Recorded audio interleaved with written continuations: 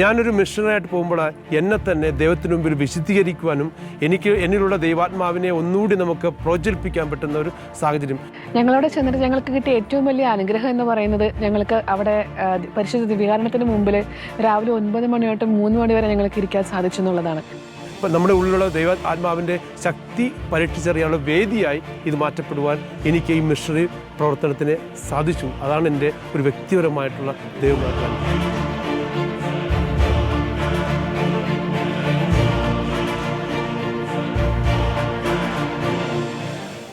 Warriors of faith എന്ന പ്രോഗ്രാമിൻ്റെ പുതിയ എപ്പിസോഡിലേക്ക് എല്ലാ പ്രേക്ഷകർക്കും ഒരുപാട് സ്നേഹത്തോടെ സ്വാഗതം. കാലഘട്ടത്തിൻ്റെ നിരവധി അടയാളങ്ങളെ നാം കാണുകയും തിരിച്ചറിയുകയും ചെയ്യുന്ന ഒരു സമയമാണ്. കുടുംബങ്ങളിൽ ഉണർന്നു വരുന്ന വലിയൊരു പ്രേക്ഷിത തീക്ഷ്ണത ഈ കാലഘട്ടത്തിൻ്റെ വലിയൊരു സവിശേഷതയാണ്. അത് സഭയ്ക്ക് വലിയ ഉണർവ് നൽകുന്നുമുണ്ട്. അത്തരം കുടുംബങ്ങളെയാണ്, വ്യക്തികളെയാണ് നമ്മൾ ഈ പ്രോഗ്രാമിലൂടെ പ്രേക്ഷകർക്ക് പരിചയപ്പെടുത്തുന്നത്. ഇന്ന് നമ്മൾ എത്തിയിരിക്കുന്നത് ചേർത്തലയ്ക്കടുത്ത് തങ്കിപ്പള്ളി ഇടവകയ്ക്ക് സമീപത്തുള്ള ഒറ്റമശ്ശേരിയിലുള്ള ഒരു കുടുംബത്തെ പരിചയപ്പെടുത്താനാണ്. സൂര്യയും ഉല്ലാസും 4 മക്കളുമുള്ള ഒരു കുടുംബം. നമുക്ക് ആ കുടുംബത്തെ പരിചയപ്പെട്ടുകൊണ്ട് പ്രോഗ്രാമിൻ്റെ കൂടുതൽ വിശദാംശങ്ങളിലേക്ക് പോകാം. നമുക്ക് ആദ്യം ഒന്ന് പരിചയപ്പെടുത്തി രണ്ടുപേരും എന്ത് ചെയ്യുന്നു, എത്ര മക്കള്, വിശേഷങ്ങളൊക്കെ ഒന്ന് പറഞ്ഞ് നമുക്ക് തുടങ്ങാം. വിശേഷിക്കുകയായിരിക്കട്ടെ. ഞാൻ സൂര്യ, ഇത് എൻ്റെ ഹസ്ബൻഡ് ഫ്രാൻസിസ്, ഉല്ലാസ് എന്ന് വിളിക്കുന്നു. ഞങ്ങളുടെ മൂത്ത മകൻ ജോൺ, അവന് 6ാം ക്ലാസ്സിൽ പഠിക്കുന്നു. രണ്ടാമത്തെ ആൾ ജോഹാൻ, അവന് 5ാം ക്ലാസ്സിൽ പഠിക്കുന്നു. മൂന്നാമത്തെ ആൾ ജോയാൻ, അവൾ 3ാം ക്ലാസ്സിലാണ്. ചെറിയ ആൾ ജോയന്ന, ഇപ്പോൾ 1ാം ക്ലാസ്സിലാണ്. അദ്ദേഹം ഒരു ഗവൺമെൻറ് സർവൻ്റ് ആണ്. ഞാനൊരു പ്രൈവറ്റ് കമ്പനിയിൽ വർക്ക് ചെയ്യുന്നു. ഓക്കെ, നമ്മൾ ഈ ഒരു മിഷണറി തീക്ഷ്ണതയിലേക്ക് നമ്മൾ എത്തണമെങ്കിൽ തീർച്ചയായിട്ടും നമുക്ക് വ്യക്തിപരമായിട്ട് തീക്ഷ്ണമായ ഒരു ദൈവാനുഭവം ഉണ്ടായിട്ടുണ്ടാകും. അതിൻ്റെ ആ ഒരു കനലിൽ നിന്നുകൊണ്ടാണ് നമ്മൾ ആ ഒരു കനൽ പകർന്നു കൊടുക്കാനാണ് ശരിക്കും മിഷനിലേക്കൊക്കെ നമ്മൾ പോകുന്നത്. അപ്പം എങ്ങനെയായിരുന്നു ഈ ഒരു വ്യക്തിപരമായിട്ട് ഈശോയുമായിട്ടുള്ള ആ ഒരു കണ്ടുമുട്ടൽ, വ്യക്തിപരമായ ദൈവാനുഭവം എന്തായിരുന്നു? എൻ്റെ ഒരു ഏകദേശം ഒരു 10th കഴിഞ്ഞിട്ടാണ് ഞാൻ നമ്മുടെ ഈ ഒറ്റമശ്ശേരി തന്നെയുള്ള ഇടവകയിലെ ജീസസ് യൂത്ത് പ്രയർ ഗ്രൂപ്പിലോട്ടായിരുന്നു എൻ്റെ ആദ്യ എൻട്രൻസ്. അപ്പോൾ അവിടെ ഞാനായിരിക്കുമ്പോഴെന്ന് പറയുന്നത്, എനിക്ക് ഇവിടെ നമ്മുടെ അറിയാവുന്ന ചേട്ടന്മാർ അവരിലൂടെ ഞാൻ അല്ലാതെ ജീസസ് യൂത്തിൻ്റെ വലിയ പ്രോഗ്രാമുകൾ അറ്റൻഡ് ചെയ്തൊന്നും ഞാൻ അങ്ങനെ കടന്നു വരുന്ന വ്യക്തിയല്ല. എൻ്റെ ഇടവകയിലെ ചേട്ടന്മാരുടെ ആ ഒരു വിശ്വാസനിഷ്ഠതയും കാര്യങ്ങളും കണ്ടുകൊണ്ട് ഞാൻ വളർന്നു വന്നു. അതിലൂടെ ഞാൻ ജീസസ് യൂത്തിൻ്റെ ഓരോ കാര്യങ്ങളിലോട്ട് ഓരോ പ്രവൃത്തികൾ ചെയ്യാൻ തുടങ്ങി.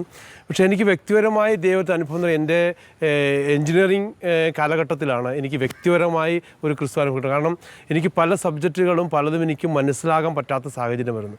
അപ്പോൾ ആരോടും ചോദിക്കാൻ പറ്റുന്നില്ല, രാത്രി കിടന്നിട്ട് ഉറക്കമില്ല, ഭയങ്കര ടെൻഷൻ, ഭയങ്കര എക്സാമിന് എല്ലാം പ്രിപ്പയർ ചെയ്ത് പോയാലും പോയിരുന്ന് എഴുന്നേറ്റ് ജയിക്കുന്നില്ല, എല്ലാം സബ്ജക്റ്റുകൾക്കും തോക്കുന്നു.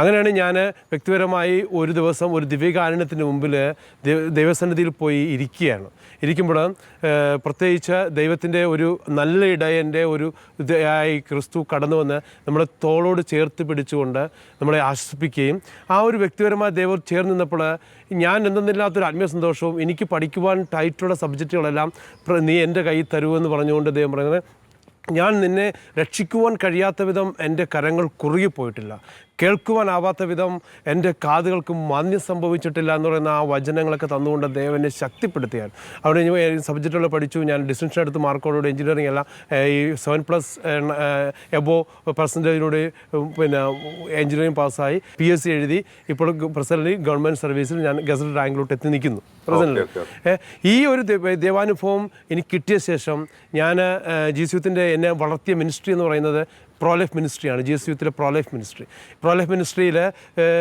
ആയിരിക്കുകയും ആ പ്രോലൈഫ് മിനിസ്ട്രിയിലൂടെ ജീവൻ്റെ ആ ഒരു പ്രാധാന്യം മനസ്സിലാക്കുകയും അങ്ങനെ ജീവൻ്റെ പ്രാധാന്യം മനസ്സിലാക്കുകയും എനിക്കൊരു മിഷണറി ചൈതന്യം കിട്ടിയ ആ സമയങ്ങളിൽ ഞാൻ എൻ്റെ ചെറിയ പ്രായത്തിൽ ഞാൻ നേരെ പിന്നെ എല്ലാവരും ഇവിടെ ചേർത്തലയുടെ മിഷൻ സ്റ്റേറ്റായ ജമ്മു കാശ്മീരിലേക്ക് ഒരു മിഷൻ ട്രിപ്പ് പോവുകയാണ്. അങ്ങനെ ജമ്മു കാശ്മീരിൽ എത്തുകയും അവിടെ ചെന്ന് അവിടുത്തെ ഒരു പിതാവിൻ്റെ കൂടെ അവിടെ കുറച്ച് യൂത്തിൻ്റെ ഇടയിലോട്ട് ആദ്യമായിട്ട് ജമ്മുവിൽ ഞങ്ങൾ ജീസസ് യൂത്തിൻ്റെ ഒരു പുതിയ ടീമിന് ഇപ്പോൾ ഒരു 70-80 യൂത്തുള്ളൊരു ടീം സക്സസ് ആദ്യകാലം ഞാൻ പോകുന്നു. അവിടെ ചെന്നപ്പോൾ ഞാൻ വ്യക്തിപരമായി ഒന്നുമല്ലായിരുന്ന സാഹചര്യത്തിൽ നമ്മളവിടെ ചെന്ന് ചില വ്യക്തികളുടെ ചില മക്കളുടെ ഇടയിൽ നിന്ന് പ്രാർത്ഥിക്കുകയും നമ്മൾ അവരുടെ തലയിൽ കൈവച്ച് പ്രാർത്ഥിക്കുകയും ചെയ്യുമ്പോൾ അവർ നമ്മുടെ മുമ്പിൽ വീഴുകയും, അപ്പോൾ നമ്മളിൽ ദൈവത്തിൻ്റെ ആത്മാവിൻ്റെ വളരെ ശക്തമായൊരു പ്രവർത്തനം കാണാതെ. അപ്പോൾ എനിക്ക് മനസ്സിലായി, ഞാനൊരു മിഷണറായിട്ട് പോകുമ്പോൾ എന്നെ തന്നെ ദൈവത്തിന് മുമ്പിൽ വിശുദ്ധീകരിക്കുവാനും എന്നിലുള്ള ദൈവാത്മാവിനെ ഒന്നുകൂടി നമുക്ക് പ്രോജ്വലിപ്പിക്കാൻ പറ്റുന്ന ഒരു സാഹചര്യം. ഈ ഒരു വ്യക്തിപരംഭവം മിഷണറി സ്ഥലങ്ങളിൽ പലപ്പോഴും നമ്മൾ താന്നു പോകുമ്പോൾ നമ്മുടെ ഉള്ളിലുള്ള ആത്മാവിൻ്റെ ശക്തി പരീക്ഷിച്ചറിയാനുള്ള വേദിയായി ഇത് മാറ്റപ്പെടുവാൻ എനിക്ക് ഈ മിഷണറി പ്രവർത്തനത്തിന് സാധിച്ചു. അതാണ് എൻ്റെ ഒരു വ്യക്തിപരമായിട്ടുള്ള ദൈവമായിട്ടുള്ള. ഓക്കെ. ഇപ്പം ഇത് പിന്നീട് എങ്ങനെയാണ് ഇപ്പം സൂര്യയുമായിട്ട് പങ്കുവെക്കുന്നത്? നിങ്ങൾ രണ്ടുപേരും ഒന്നിച്ച് 4 മക്കളെ കൂടെ ചേർത്തുകൊണ്ട് ഇങ്ങനെ നമുക്കൊരു പക്ഷേ മുൻ പരിചയം ഒന്നുമില്ലാത്തൊരു സ്ഥലത്തിലേക്ക്, എല്ലാ അനിശ്ചിതത്വങ്ങളും നിറഞ്ഞു നിൽക്കുന്ന നാട്ടിലേക്ക് എങ്ങനെയാണ് കടന്നു ചെല്ലാനുള്ള ആ ഒരു സാഹചര്യം ഉണ്ടായത്? അത് GCYouthൻ്റെ ഫാമിലി കോൺഫറൻസിലൂടെയാണ്. സൂര്യ GCYouthത്തിൽ യാതൊരുവിധ ഒന്നും അറിയാത്ത ആളായിരുന്നു. മാരേജ് ശേഷം ഞാൻ പ്രോലൈഫ് മിനിസ്ട്രിയുടെ ഒരു മീറ്റിങ്ങിന് BLM ആളൂർ വെച്ച് പ്രോലൈഫ് മിനിസ്ട്രിയുടെ മീറ്റിങ്ങിനാണ്. അവിടെ ഡോക്ടേഴ്സാണ് എല്ലാ ടീം അംഗങ്ങളും, ഞാൻ മാത്രമേ ഉള്ളൂ എഞ്ചിനീയറിംഗിലുള്ള ആൾ, അവിടെ ചെല്ലുന്നതും. അപ്പോൾ ആ ടീമിൽ പ്രോലൈഫ് മിനിസ്ട്രിയിലൂടെയാണ് GCYouthനെ പരിചയപ്പെടുന്നതും. അതിലൂടെ GCYouthൻ്റെ ഫാമിലി മിനിസ്ട്രി ഞങ്ങളിവിടെ വരുന്നു. ഫാമിലി മിനിസ്ട്രി അസിസ്റ്റൻറ്റ് കോർഡിനേറ്റർഷിപ്പ് എടുക്കുന്നു. ഫാമിലി മിനിസ്ട്രി GCYouthൻ്റെ ഇവിടെ ചേർത്തല അസിസ്റ്റന്റ് കോർഡിനേറ്റർ ആവുന്നു. 2 ടൈമിൽ നമ്മൾ GCYouth ഫാമിലി മിനിസ്ട്രി ഇവിടെ ഇരിക്കുന്നു. അപ്പോൾ ഇവിടുത്തെ കുടുംബങ്ങളോട് 10, 100ഓളം 120ഓളം കുടുംബങ്ങളിലായിട്ട് നമുക്ക് ഇറങ്ങിച്ചെല്ലാനും അവിടുത്തെ ഇഷ്യൂസ് മനസ്സിലാക്കാനും നമുക്ക് വ്യക്തിപരമായി സാധിക്കുന്നു. നമ്മൾ സമയം കിട്ടുമ്പോഴൊക്കെ ആ വീടുകളിലോട്ടൊക്കെ ഇറങ്ങിച്ചെന്ന് അവരുടെ കൂടെ ഇരിക്കാൻ പറ്റുന്നു. അത് എന്നേക്കാൾ കൂടുതൽ ഔട്ട്റീച്ച് സൂര്യയെ ശരിക്കും സ്വാധീനിച്ചു. നമ്മളിത് കാണുന്നു, നമ്മളെപ്പോഴും കാണും. പക്ഷേ അങ്ങനെ ആൾക്കാരുടെ നിന്ന് കേൾക്കുവാൻ, എന്നെ നല്ലോണം കേൾക്കുവാനും ആ കേൾക്കുന്നതനുസരിച്ച് അവർക്ക് വേണ്ടി പ്രാർത്ഥിക്കുവാനും, അങ്ങനെ നമ്മൾ ദിവ്യകാരുണ്യ സന്നിധിയിൽ ഇങ്ങനെയുള്ള നിയോഗങ്ങൾ വെച്ച് പ്രാർത്ഥിച്ച് നമുക്കൊരു മിഷൻ ഒന്നുകൂടി പോകണം, ഈ കുടുംബങ്ങൾക്ക് വേണ്ടി കുറച്ചുകൂടി ആഗ്രഹിച്ചു ഇറങ്ങണം എന്നൊരു ആഗ്രഹം ഞങ്ങൾ ദിവ്യകാരുണ്യത്തിന് മുമ്പിലും പരിശുദ്ധ കുർബാനയും കൊടുത്ത് 2022 മുതൽ നമ്മൾ ഇതിനു വേണ്ടി പ്രിപ്പയറാണ്, ഒരുങ്ങി നമുക്ക് ഈ കഴിഞ്ഞ 2025 വെക്കേഷനാണ് നമുക്ക് പോകുവാൻ സാധിച്ചത്. കുറേ നാൾക്ക് ശേഷം ദൈവാത്മാവിൻ്റെ വലിയ ഒരു അനുഗ്രഹത്തിന് നിറവിൽ നമുക്ക് മിസോറാം എന്ന സ്ഥലത്തോട്ട് മിഷന് പോകാനുള്ള വാതിൽ ദൈവം നമുക്ക് തുറന്നു തന്നു.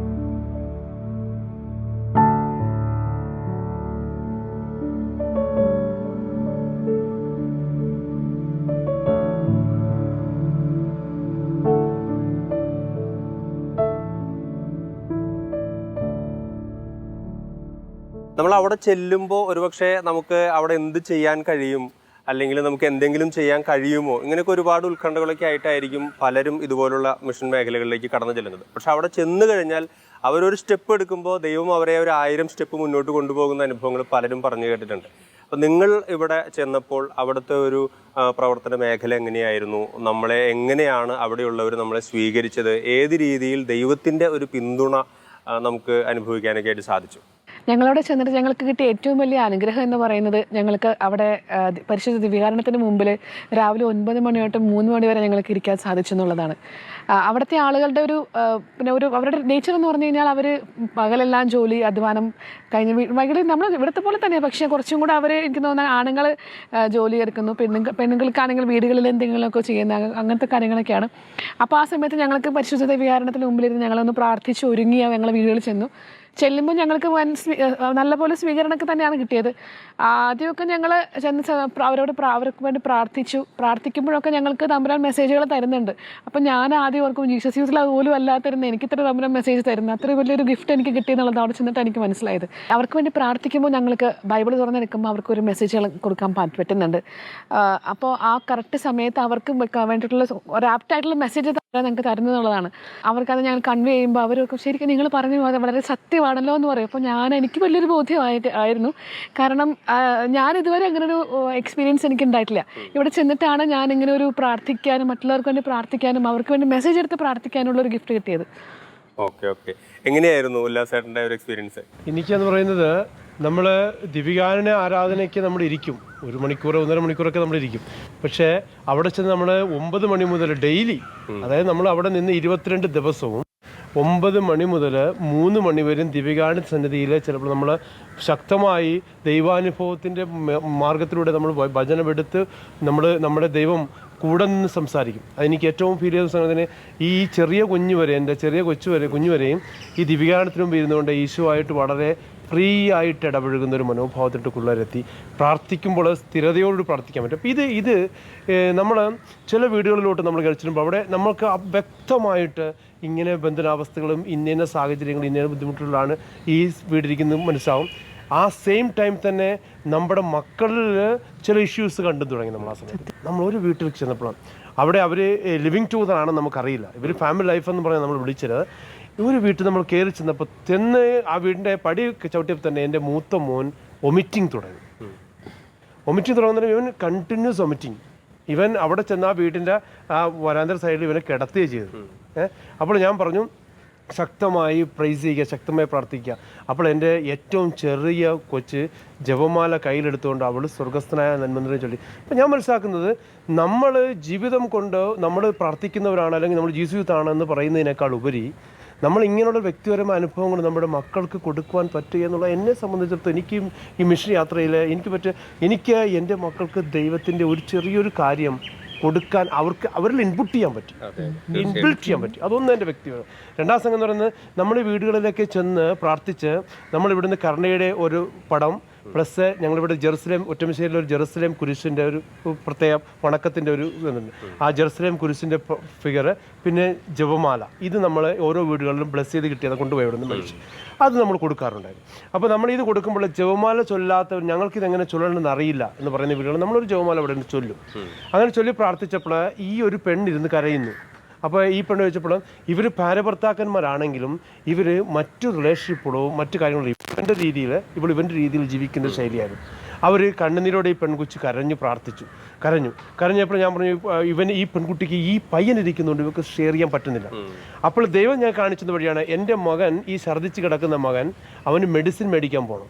മെഡിസിൻ വേണം, അർജൻസ് ആണ്, അല്ലെങ്കിൽ അത് പ്രശ്നമാണ്. അപ്പോൾ ഈ പെണ്ണോട് നമുക്ക് മെഡിസിൻ മേടിക്കാൻ പോകുന്നു പറഞ്ഞു. അപ്പോൾ ഞാൻ ഈ പെണ്ണിൻ്റെ കൂടെ പുറത്തോട്ട് പോകുന്നു. അപ്പോൾ ഈ പെൺകുട്ടി ആ മെഡിസിൻ മേടിക്കാൻ പോകുന്ന സമയങ്ങളിൽ ഈ പെൺകുട്ടി ആ പെൺകുട്ടിയുടെ ജീവിത കാര്യങ്ങളെല്ലാം ഷെയർ ചെയ്തു. നടന്ന് കുറച്ചങ്ങോട്ട് പോകണം. ഞാൻ തിരിച്ചു വന്ന് മെഡിസിൻ കൊടുത്ത് ഇവൻ എഴുന്നേറ്റ് ഇവൻ മെഡിസിൻ കഴിച്ചിട്ടില്ല, പിന്നെ ഇവന് പ്രശ്നം ഉണ്ടായിട്ടില്ല. പക്ഷേ ഈ പെൺകുട്ടി പറയാം. അപ്പോൾ ഞങ്ങൾ ബൈബിൾ എടുത്ത് പ്രാർത്ഥിക്കുമ്പോൾ ഇവരോട് പറയുന്ന കാര്യം ഇവർ രണ്ടുപേരും കരയുകയാണ്. അങ്ങനെ ഞങ്ങൾ പ്രാർത്ഥിച്ച് ബ്ലസ് ചെയ്തൊരു ജപമാല ചൊല്ലി ഇവരുടെ ജപമാല ചൊല്ലാൻ കൊടുത്തു. നമ്മളിവരെ നമ്മുടെ മെയിൻ മോട്ടീവ് ഇവരെ ഒരു കൗൺസിലിങ്ങിലോട്ട് കൊണ്ടുവന്ന് പിന്നെ നല്ല അച്ഛൻ്റെ അടുത്ത് നിന്ന് ഒരു കുമ്പസാരം കൊടുത്തുകൊണ്ട് ദിവ്യകാരുണ്യത്തിൻ്റെ വലിയ ഇതിലോട്ട് മാറ്റുകയും വിവാഹ ജീവിതത്തിൻ്റെ ഒരു ഉടമ്പടി ശയനത്തിൽ നയിക്കണം എന്നുള്ള ചിന്ത അങ്ങനെ അവരെ നമുക്ക് കൊണ്ടുവന്നു. Praise God. അതൊരു വലിയൊരു അനുഭവമായിരുന്നു. ഒരു കുടുംബത്തെയാണ് നമ്മൾ ചെയ്യാൻ പറ്റിയതെങ്കിലും പല കുടുംബം പോയെങ്കിലും വ്യക്തിപരമായി ഈ ഒരു കുടുംബത്തെ അവർ തോമസ് മേരി അവരെ നമ്മൾ എടുത്താൻ പറ്റും. അത് വലിയൊരു അനുഭവം. അതുപോലെ ഈ ഒരു കുടുംബങ്ങളുടെ ഇപ്പം നമ്മൾ സാധാരണ നമ്മൾ കേട്ടിട്ടുള്ളത് നമുക്കറിയാം, നമ്മുടെ എപ്പിസോഡുകളിലും നമ്മൾ പലപ്പോഴും പറഞ്ഞിട്ടുള്ളതാണ്, സാധാരണ വൈദികരും സിസ്റ്റേഴ്സുമാണ് ഇങ്ങനെ ഒരു മിഷണറി ആയിട്ട് ഒരുപക്ഷെ സഭ അത്ര ശക്തമല്ലാത്ത സ്ഥലങ്ങളിൽ ചെന്ന് ഈശോയുടെ സുവിശേഷം പ്രസംഗിച്ച് ആളുകളെ വിശ്വാസത്തിലേക്ക് കൊണ്ടുവരികയും ഈ ഒരു രക്ഷാകരമായിട്ടുള്ള ജീവിതത്തിലേക്ക് കൊണ്ടുവരികയും ഒക്കെ ചെയ്യുന്നത്. അപ്പോൾ ഈ ഒരു കാലഘട്ടത്തിൽ ഈ കുടുംബങ്ങൾ ഈ ഒരു പ്രേക്ഷിത ചൈതന്യത്തിൽ മുന്നോട്ട് വരേണ്ടതിൻ്റെ ഒരു പ്രാധാന്യം എത്രത്തോളം അനുഭവിക്കുന്നുണ്ട് ഈ നാടുകളിൽ? ഇപ്പോൾ ഒത്തിരി നമ്മുടെ കുഞ്ഞുങ്ങളൊക്കെ ഒത്തിരി വഴിതെറ്റി പോകുന്ന കാര്യം നമ്മുടെ വീടുകളിൽ നമ്മളൊരു എന്താ കതിരെ കൊണ്ട് വളം വെച്ചൊരു കാര്യമെന്ന് പണ്ട് ആളുകൾ പറയും. അപ്പോൾ നമ്മൾ ഫ്രം ദ റൂട്ട്സ് നമ്മൾ ക്ലിയർ ചെയ്ത് പോകുകയാണെങ്കിൽ കുഞ്ഞുങ്ങൾ വളരുമ്പോൾ അവർക്ക് എന്തെങ്കിലുമൊക്കെ നമുക്ക് കുറച്ചായിട്ടെങ്കിലും കുറച്ച് ഈശോയെ കൊടുക്കാൻ പറ്റിയാൽ അതന്നെ വലിയ കാര്യം. അവർ പിന്നെ അവരുടെ ലൈഫിൽ അവർ പിന്നെ തമ്പുരാൻ നോക്കിക്കോളും. അതങ്ങനെ ഒരു ഇമ്പോർട്ടൻ്റ്. അപ്പോൾ നമുക്ക് ഇനിയുള്ള സാഹചര്യങ്ങളൊക്കെ അങ്ങനെ പറ്റുള്ളൂ. നമുക്ക് കൂടുതലൊന്നും അവർക്ക് കൊടുക്കാൻ പറ്റത്തില്ല. കുറച്ചാണെങ്കിലും നമുക്ക് പറ്റുന്ന രീതിയിൽ ഈശോയെ കൊടുത്താൽ ബാക്കി ഈശോ നോക്കിക്കോളും അവരെന്നുള്ള വിശ്വാസമുണ്ട്. അതായത് നമ്മുടെ കുട്ടികളുടെ വിശ്വാസ പരിശീലനത്തിന് ഇത് ഒരുപാട് സഹായകരമാകുന്നു. പിന്നെ നമ്മളെ കുടുംബമായിട്ട് വേറൊരു കുടുംബത്തിനടുത്ത് പോയി നിൽക്കുമ്പോൾ നമ്മൾ അനുഭവിച്ച കുടുംബത്തിലെ ചില പ്രശ്നങ്ങളും ഇഷ്യൂസും കാര്യങ്ങളും ഇവരും ആ സമയങ്ങളിലൂടെ കടന്നു പോയായിരിക്കും. നമ്മൾ ചിലപ്പോൾ ഇതിനെ കൂടുതൽ അനുഭവിച്ചിട്ടുണ്ടാകും. അതാണല്ലോ നമ്മൾ ദൈവത്തെ കൂടുതലായിട്ട് അടുപ്പിക്കുന്നത്. നമ്മുടെ സഹനങ്ങളാണ് നമ്മൾ ദൈവത്തെ കൂടുതലായിട്ട് അടുപ്പിക്കുന്നത്. നമ്മൾ ലാവിഷ് ലൈഫും വേറെ ശൈലിയാണ് ചിലപ്പോൾ നമ്മൾ ദൈവത്തിനോട് ഒരു ഹായ് ബൈ പറഞ്ഞ് നമ്മുടെ കാര്യം നോക്കി പോകുന്നത്. അപ്പോൾ നമ്മൾ ഇവരുടെ അനുഭവം കേൾക്കുമ്പോൾ നമ്മൾ ഇതുപോലെ ഈ സാഹചര്യത്തിലൂടെ എല്ലാം കടന്നു വന്നതാണ് എന്നുള്ളത് അവർ പറയുകയും നമ്മൾ ഇവരെ കേൾക്കുകയും നമ്മുടെ ജീവിതത്തിലുണ്ടായ അനുഭവങ്ങൾ നമ്മുടെ വ്യക്തി ഇപ്പോൾ ഒരു വൈദികനോ സന്യാസിയോ പറഞ്ഞു കൊടുക്കാൻ പറ്റാത്തത് നമ്മുടെ വ്യക്തിപരമായ ജീവിതത്തിൽ നമ്മൾ ഇങ്ങനെ സാഹചര്യം കടന്നുകൊണ്ട് നമ്മൾ അനുഭവിച്ച കാര്യങ്ങൾ അവരോട് പറയാനും അവരുടെ കൂടെ ഇരുന്നുകൊണ്ട് അവരെ നമ്മൾ ശ്രവിച്ചുകൊണ്ട് ഇത് സംസാരിക്കുമ്പോൾ അവർ ഓപ്പൺ കുറച്ചുകൂടി ഒരു വൈദികനോട് ഒരു കന്യാസ്ത്രീ ഓപ്പൺ ചെയ്യുന്നതിനേക്കാൾ കൂടുതലായിട്ട് വളരെ ഫ്രീ ആയിട്ട് തുറന്ന് സംസാരിക്കുകയും ഈ തുറന്ന മനോഭാവത്തെ നമുക്ക് തമ്പുരാൻ സ്ഥാനം കൊടുത്തുകൊണ്ട് ഇവരെ നമ്മൾ പതുക്കെ നമുക്ക് വിളിച്ചുകൊണ്ട് ഇവരെ ഒരു പ്രത്യാശയുടെ കൂടാരമായ പിന്നെ നമ്മുടെ ദിവ്യകാരുണ്യത്തിലേക്കോ കുംഭസാരത്തിലേക്കോ പോയി ഇവർ കൗൺസിലിംഗ് കൊടുക്കേണ്ടതാണെങ്കിൽ കൗൺസിലിംഗ് അതിന് പറ്റിയ ആൾക്കാരെ കൊണ്ട് കൗൺസിലിംഗ് കൊടുപ്പിച്ചുകൊണ്ട് ഇവരെ പ്രത്യാശയുടെ ഒരു മക്കളെ അടുത്ത ഒരു ഞങ്ങളുടെ ജീവിതത്തിൽ ഇനി എന്ത് സംഭവിച്ചെന്ന് പറഞ്ഞാലും ദൈവത്തെ ആശ്രയത്തോടുകൂടി ജീവിക്കാനുള്ള ഒരു മനോഭാവത്തിലേക്ക് കുടുംബങ്ങൾ വളർത്തിക്കൊണ്ടുവരാൻ പറ്റും. ഇതാണ് നമ്മൾ സമാധാനത്തിലേക്കും പ്രത്യാശയിലേക്കും കൊണ്ടുവരാൻ സാധിക്കുന്നു. തീർച്ചയായിട്ടും. പ്രത്യേകിച്ച് ഇപ്പം രണ്ടുപേരും പറഞ്ഞു വരുമ്പോൾ എനിക്ക് മനസ്സിലാകുന്ന കുറേ കാര്യങ്ങളുണ്ട്. അതായത് നമ്മൾ അനുഭവിച്ചറിഞ്ഞ നമ്മുടെ കുടുംബ പ്രശ്നങ്ങളിൽ നമ്മൾ അനുഭവിച്ചറിഞ്ഞ ദൈവത്തിൻ്റെ ശക്തിയും കരുതലും നമ്മൾ മറ്റ് കുടുംബങ്ങളിലേക്ക് പകർന്നു കൊടുക്കുന്ന ഒരു എക്സ്പീരിയൻസ് ആണ് നിങ്ങൾ പറഞ്ഞത്. അപ്പം ഇതിൻ്റെ ഈ ഒരു എന്താ പറയുക, ഇങ്ങനെ കുടുംബങ്ങളിലേക്ക് ഇറങ്ങി ചെല്ലുന്ന ഒരു സാഹചര്യം, അതിലൂടെ വളരുന്ന ഒരു ദൈവരാജ്യം, അങ്ങനെ ഇറങ്ങിച്ചെല്ലേണ്ട കുടുംബങ്ങളുടെ എണ്ണം ഇനിയും ഒരുപാട് കൂടേണ്ടതല്ലേ? അത് എത്രത്തോളം പ്രാധാന്യത്തോടെ നമ്മുടെ ക്രൈസ്തവരെ ഉൾക്കൊള്ളേണ്ടതുണ്ട്? എന്താണ് അതിനെക്കുറിച്ച്? അത് വളരെ ഈ കാലഘട്ടത്തിൽ വളരെ അനുയോജ്യമായ ഒരു ചോദ്യമാണ്. കാരണം പലപ്പോഴും നമ്മൾ പുറത്ത് കാണുമ്പോൾ വ്യക്തികളൊക്കെ ചിരിക്കുകയും എല്ലാ ദിവസവും പള്ളിയിൽ പോവുകയും ചെയ്യുന്ന അച്ഛനും അമ്മയുമായിരിക്കും. പക്ഷേ എൻ്റെ ഇവരുടെ കുട്ടികളുടെ കാര്യം എടുത്തു കഴിഞ്ഞാൽ ഇവർ രണ്ട് കുട്ടികളുണ്ടെങ്കിൽ അവർ തമ്മിൽ എക്സ്ട്രീംലി ഡിഫറൻ്റ് ആയിരിക്കും. ഇവർ ചിലപ്പോൾ ഈ കുട്ടികളുടെ പ്രശ്നങ്ങളോട് വേദന അനുഭവിച്ചുകൊണ്ടിരിക്കും. ഇവർ കോമൺ ആയിട്ട് ചിലപ്പോൾ പല കാര്യങ്ങളും ഓപ്പണായിട്ട് പറയാൻ പറ്റാത്ത സാഹചര്യങ്ങളുണ്ടാവും. ഇങ്ങനെയാണ്. കാരണം ഈ പല കുടുംബങ്ങളും പല വിദ്യാസമ്പന്നരായിട്ടുള്ള ആൾക്കാരാണെങ്കിലും വിദ്യാഹീനരായിട്ടുള്ള ആൾക്കാരാണെങ്കിലും എന്തോ ആൾക്കാരാണെങ്കിലും ഇങ്ങനെയുള്ള സാഹചര്യത്തിലൂടെ പല കുടുംബങ്ങളും. പക്ഷേ നമ്മൾ ഇങ്ങനെയുള്ള സാഹചര്യങ്ങളാണെന്ന് നമ്മൾക്കറിയില്ലെങ്കിൽ നമ്മൾ ഇവരുടെ ഇടയിലോട്ട് ഇറങ്ങിച്ചെന്നുകൊണ്ട് ദിസ് ഹോം മിഷൻ എന്ന ഒരു പ്രോസസ്സിലൂടെ നമ്മളിവിടെ കൂടെ ഇരുന്നു കൊണ്ട് ചിലപ്പോൾ മണിക്കൂറുകളോളം സംസാരിക്കേണ്ടി വരും. ഇരുന്നു കൊണ്ട് നമ്മൾ ഒന്നിച്ചിരുന്നു കൊണ്ട് ഇവരോട് ഷെയർ ചെയ്യുകയും സംസാരിക്കുകയൊക്കെ ചെയ്യുമ്പോൾ നമുക്ക് കുറേ കാര്യങ്ങൾ മനസ്സിലാക്കാൻ സാധിക്കും. നമ്മൾ അവരോട് പറയും. ഗ്രാജുവലി ഇവർ നമ്മളോട് കൂടെ ചേർന്നുകൊണ്ട് പല ആക്ടിവിറ്റീസ് ചെയ്യുകയും ഇവർ തന്നെ നമുക്ക് പിന്നീട് മിഷൻ പ്രവർത്തനങ്ങളാണെങ്കിലും ദൈവരാജ്യത്തെക്കുറിച്ചുള്ള പ്രഘോഷണത്തിനാണെങ്കിലും മുൻപന്തിയിൽ നിൽക്കുകയും ഇങ്ങനെയുള്ള കുറച്ച് കുടുംബങ്ങൾ വെച്ചുകൊണ്ട് നമുക്ക് ഒരു ഇടവകയോ അല്ലെങ്കിൽ ഒരു പ്രത്യേക തലങ്ങളിലോട്ടോ അവരെ ഫോക്കസ് ചെയ്തുകൊണ്ട് നമുക്ക് ഇറങ്ങാൻ പറ്റുന്ന ഒരു സാഹചര്യമുണ്ട്. ഇതിന് ഏറ്റവും ഇമ്പോർട്ടൻ്റ് എന്ന് പറയുന്നത് നമ്മൾ കുടുംബങ്ങളിലോട്ടുള്ള ഏത് ശുശ്രൂഷകൾ ചെയ്താണെങ്കിലും ഇറങ്ങുന്നതിന് മുമ്പായിട്ട് നമ്മൾ പ്രാർത്ഥിച്ച് ഒരുങ്ങി ദിവ്യകാരുണ്യ സന്നിധിയിൽ ശക്തി പ്രാപിച്ചുകൊണ്ട് മാത്രമേ ഇറങ്ങാൻ സാധിക്കൂ. അല്ലെങ്കിൽ ഈ ഇങ്ങനെയുള്ള ചില മേഖലകൾ ചില കാര്യങ്ങൾ നമ്മുടെ കുടുംബത്തിലും നമ്മുടെ വ്യക്തിപരമായി നമ്മളെ ബാധിക്കാൻ സാധ്യതയുണ്ട്. തീർച്ചയായിട്ടും. അപ്പോൾ നമ്മൾ വ്യക്തിപരമായിട്ടുള്ളൊരു വിശുദ്ധീകരണത്തിന് ശേഷമാണ് നമുക്ക് ഇങ്ങനെ ഒരു എന്താ പറയുക, ഒരു യോദ്ധാവ് പരിശീലനം പൂർത്തിയാക്കി എല്ലാ ആയുധങ്ങളും എടുത്തിട്ട് പുറപ്പെടുന്നത് പോലെ വേണം നമ്മളും ഈ ഒരു മേഖലയിൽ ഈശോയെ പങ്കുവയ്ക്കാനായിട്ട്. ഇന്നത്തെ സാഹചര്യങ്ങൾ അത് ഡിമാൻഡ് ചെയ്യുന്നു. കാരണം നമുക്ക് വഴിതെറ്റി പോകാനുള്ള സാഹചര്യങ്ങൾ ഒത്തിരിയാണ്. അപ്പോൾ അവിടെ ഒരു എന്താ പറയാ, നമുക്ക് ഫൈറ്റ് ചെയ്യുന്നത് വലിയൊരു ശക്തിയോടാണ്. ഫൈറ്റ് ചെയ്യുമ്പോൾ നമുക്ക് അതിൻ്റെതായിട്ടുള്ള ആംശം നമുക്ക് ഇല്ലെങ്കിൽ നമ്മൾ തളർന്നു പോകും. തീർച്ചയായിട്ടും. ഒപ്പം ഇനി ഈ ഒരു മിഷൻ യാത്രകളൊക്കെ കഴിഞ്ഞു വന്നു. 4 മക്കളുമായിട്ടാണ് പോയത്. അപ്പോൾ അവിടുത്തെ നമ്മുടെ മിഷൻ പ്രവർത്തനങ്ങൾ, ഇപ്പം നേരത്തെ നമ്മുടെ ഏറ്റവും ഇളയ മകൾ ജപമാലയെടുത്ത് പ്രാർത്ഥിച്ച കാര്യമൊക്കെ പറഞ്ഞു. അപ്പോൾ അതുപോലെ അവർക്കുണ്ടായിട്ടുള്ള മറ്റ് എക്സ്പീരിയൻസ് എന്തൊക്കെയാണ്? പ്രത്യേകിച്ച് ഈ ഒരു വിശ്വാസത്തിൻ്റെ കാര്യത്തിലും ഈശോ ഇന്നും ജീവിക്കുന്നു എന്നുള്ള കാര്യത്തിലും നമ്മൾ വിളിക്കുന്നിടത്ത് പ്രതികരിക്കുന്നവനാണ് നമ്മുടെ ദൈവം എന്നുള്ള ഒരു അനുഭവമൊക്കെ അവർക്ക് ഒത്തിരി ഉണ്ടായിട്ടുണ്ടാവും.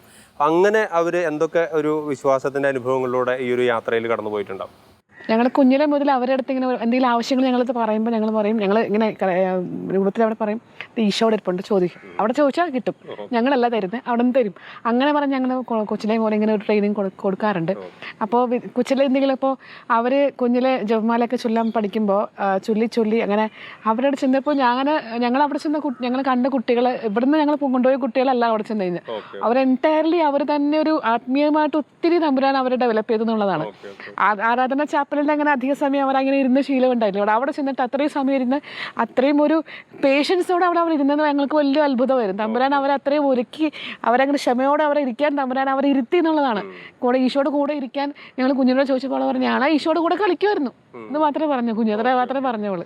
പിന്നെ ഈ കുട്ടികളിൽ നമ്മൾ പിന്നെ ഏറ്റവും മൂത്ത ആളിലും ഇപ്പോൾ ഏറ്റവും ഉള്ള ആൾ ഇവിടെ നമ്മൾ പറയാം ഇവർക്ക് നമ്മൾ ഒരു പ്രാർത്ഥിക്കുമ്പോൾ എങ്ങനെ പ്രാർത്ഥിക്കണം, ഏത് രീതിയിലുള്ള പ്രാർത്ഥന. അപ്പോൾ അവർക്കൊരു പ്രാർത്ഥന ഈ ദൈവത്തോട് മുമ്പിലായിരിക്കുമ്പോൾ നമ്മളെ തന്നെ ഒന്ന് ദൈവത്തിന് മുമ്പിൽ സമർപ്പിച്ചുകൊണ്ട് നമ്മുടെ കുറവുകളൊക്കെ പറഞ്ഞുകൊണ്ട് ദൈവത്തിന് മുമ്പിൽ ദൈവവും നമ്മളും ഒന്നായി തീർന്ന ഒരു ആത്മീയ സംഭാഷണമാണ് ഈ പ്രാർത്ഥന എന്ന് പറയുന്ന ഒരവസ്ഥയ്ക്ക് ഇവർ വളരെ ഫ്രീ ആയിട്ടിരുന്നുകൊണ്ട് ചെയ്യാനും അത് ഇവിടെ നമ്മളെ വീട്ടിൽ വന്നിട്ടാണെങ്കിലും ഇവർ ചിട്ടയായിട്ട് നീ ഇന്ന് ജപമാല ചൊല്ലുമെങ്കിൽ ഞാനിന്ന് ബൈബിൾ വായിക്കും, നീ ഇന്ന് വണക്കം ചൊല്ലും, ഇങ്ങനെ ഇവർ നേരത്തെ തന്നെ ഓരോരുത്തർക്ക് അല്ലെങ്കിൽ ഒരാൾ കയറിയ അപ്പോൾ സിസ്റ്റമാറ്റിക്കായിട്ട് അവരവരുടെ പക്വത അനുസരിച്ചുകൊണ്ട് അവർ ഓരോ അതായത് ഇവിടെ ലൈഫ് ഒരു ക്രമീകരിക്കപ്പെടുകയും ചിട്ടപ്പെടുകയും ഈ പ്രാർത്ഥനാനുഭവത്തിൽ കടന്നു പോകുമ്പോൾ പഠിക്കാനാണെങ്കിലും മറ്റു അതെല്ലാം ചിട്ടയായിട്ട് ചെയ്യാൻ പറ്റുന്നൊരു ജീവസാഹചര്യത്തിലോട്ട് ഈ ചെറിയ പ്രായത്തിൽ ഇവർക്ക് വരാൻ പറ്റി.